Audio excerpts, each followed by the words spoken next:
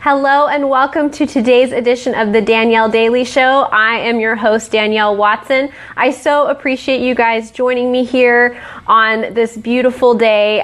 Here in the Washington, D.C. area, I am so happy to report that we are having 60 plus degree weather. And it was so funny because this morning when I checked my Facebook feed, the memories function let me know that this day last year I was digging myself out from a snowstorm. So this feels like a double win because I was made very conscious of what it was I could be dealing with, and I was able to go out and get a walk in with one of my very best friends today. It was wonderful. It was so great to get out and get some exercise and fresh air, not to mention a little bit of that vitamin D that we all need. So today's show, we're talking about the fact that you are really capable of anything.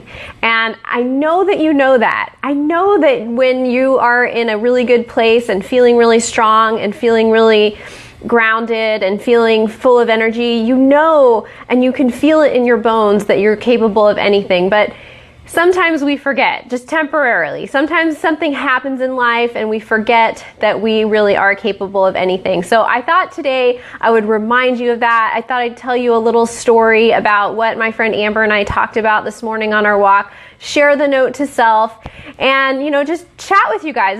This is really kind of a talk show, so I'm hoping to get some interaction every single episode. The last couple of days, the audience participation has been so amazing, and the contributions of wisdom that you as viewers have made have been so amazing and so mind-blowing, and you're always teaching me new perspectives and new ways to think about things. So thank you so much for taking the time to watch and to contribute. Thank you for taking the time to share the show with people you love. As you know, this week I have been sending things out to the people on my email list who are part of my tribe about really keeping their momentum going, because it's about this time. It looks like I've got some thumbs ups. I'm not sure who that is. If you're here, let me know by just saying so in the comments. I've been sending things out each and every day to the people in my tribe to remind them to keep going, because it's this point in January usually where sort of our willpower and our motivation start to wane or to even wear out completely. And we need that little infusion of inspiration and remembering why it is that we set certain goals and aspirations for ourselves so that we keep going. It looks like Maida is here. Hi, Maida. So glad that you could join me. And Tammy is here. Awesome. Thumbs up. Love that. So, okay, we are talking today about how we're capable of anything. And I wanted to share, before we get into the note to self, just a little story about this morning. Today, like I said earlier, we're having beautiful, beautiful, beautiful weather here in the Washington, D.C. area. It is in the 60s. I was able to get out for a walk with my friend Amber, and we were talking about life. We really haven't had a chance to catch up since Thanksgiving, and maybe even before that, because on Thanksgiving we were just stuffing our faces full of food. But a lot of changes have been happening in her life, and a lot of changes happening in my life. And we were talking about how, when something seems to come out of nowhere that sort of throws you off, or something happens that disappoints you, or something changes in your life, or somebody leaves your life, or when just something happens that wasn't in your plan and it doesn't feel good, it's in that moment that we start to question whether what we believe and the way we live and what we practice, whether that is actually valid. In that moment, it seems like the natural response is to go, well, gee, is everything I believe about life wrong? Because if I were living right, this wouldn't have happened to me. I would not be going through this if I were living right. And so we were talking about that, and we came up with some different ways to think about it, because it does feel like that. It feels like, well, I must have done something wrong if something this awful or painful or disappointing or unexpected is happening. But that's actually not what's happening. And so I wanted to talk a little bit about that today, give you some perspective. I would love your perspective as well. The contributions that you guys make as the audience, as the viewers here, so valuable to me, so valuable to the world of people who are watching this show. So Amber and I were talking about this idea of when something happens that doesn't feel good, we question whether we're doing things right or not. And what her and I realized together was that although that question comes up for us, each of us have a practice of really keeping positively focused in life and keeping one eye on the future and where it is that we want to go. Now, we can't always control where we are in the moment because life happens, and the universe or God or whatever it is you believe in has this grander plan for you, but we can always keep our eye in moving in a positive direction. And so we were talking about how even when bad things happen, we have the skill to come back to that and to maybe for a moment question, oh my gosh, is everything I believe about the world wrong? Am I being punished? Am I doing something wrong? And instead of dwelling there, which I think that thought is a very natural thought, but and you want to acknowledge it if you're having it. But I think that the next thing to do is to then just put into practice what it is you know how to do, and put into practice what it is you know makes you strong, and put into practice what you know that feels like the right direction for you to go. So if you're the kind of person who's very spiritual and something unexpected happens, your practice might be to go and to pray. If you are a person who has a practice of exercising, and you're feeling like, oh man, this thing just happened to me. Maybe your practice is to go sweat it out at the gym.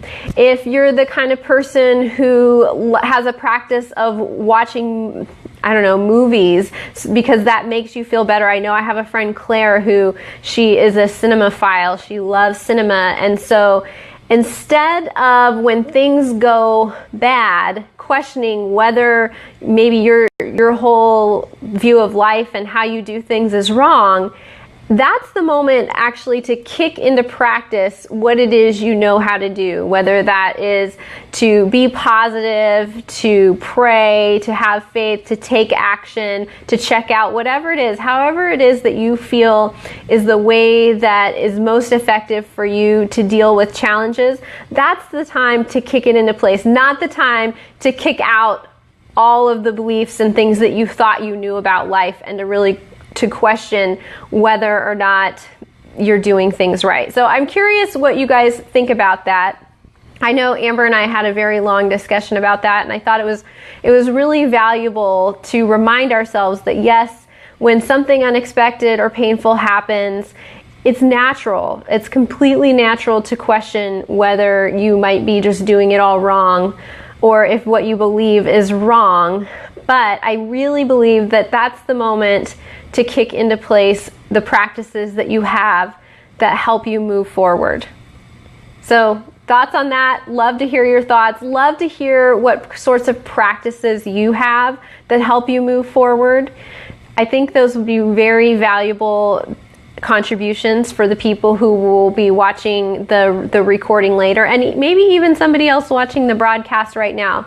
Maida says, how do you learn the skill to pick up from the wondering what you are doing wrong and to look positively to the future? Like everything, I wish I had here's the quick fix answer. But really, the answer is, how do you learn the skill? It's like anything that we learn.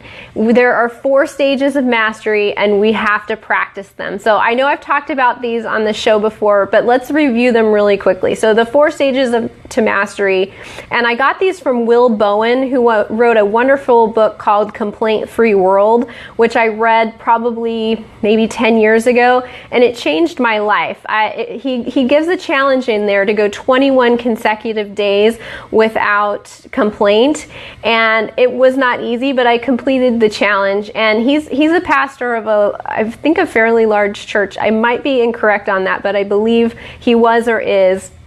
And I just loved his concept of taking 21 days to find other ways to communicate besides complaining. So he outlines these 4 steps to mastery, and I don't believe he came up with them. He just outlined them, and it's the first place I remember reading about them. So the first step is that you're unconsciously incompetent. You don't even know that you're not picking yourself up and looking positively at the future.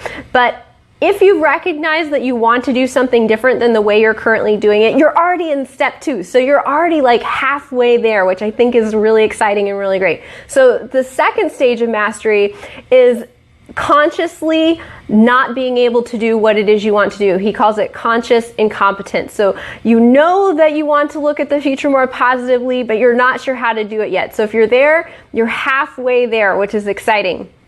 The third step is that you are consciously competent. And by that he means that you're working very hard to consciously, in this case, look at the positive. So you're constantly sort of monitoring your thoughts and you're looking for positive things and you're trying to take things that you don't feel positive about and find some tiny little bit of silver lining. And that's the place where many of us find ourselves, and we sometimes get frustrated before we get to the 4th step. So we get 75% of the way there. 75%. And then we get tired in the practicing of it over and over and over again. But like any skill we learn, we have to practice it so that we reach the 4th stage of mastery, which is unconscious competence. So it just becomes a natural way of our being. It becomes a natural way that we do things, that we think about things, that we see things. So I hope that was helpful. Let me know, Maida, if that sort of helps you know where you're at. And I wish there was some other way besides practice over and over that we could learn a skill. And if anyone figures that out, I hope that you'll run to me as quickly as possible and let me know, because in my life, the only way I found for me to learn a new skill is to practice. And so that's why I love teaching about those 4 stages of mastery, because I feel like so many of us, we're already like 50% of the way there. We recognize what it is we want to change. And then we get into that 3rd stage, which would get us 75% of the way there, and we just get tired.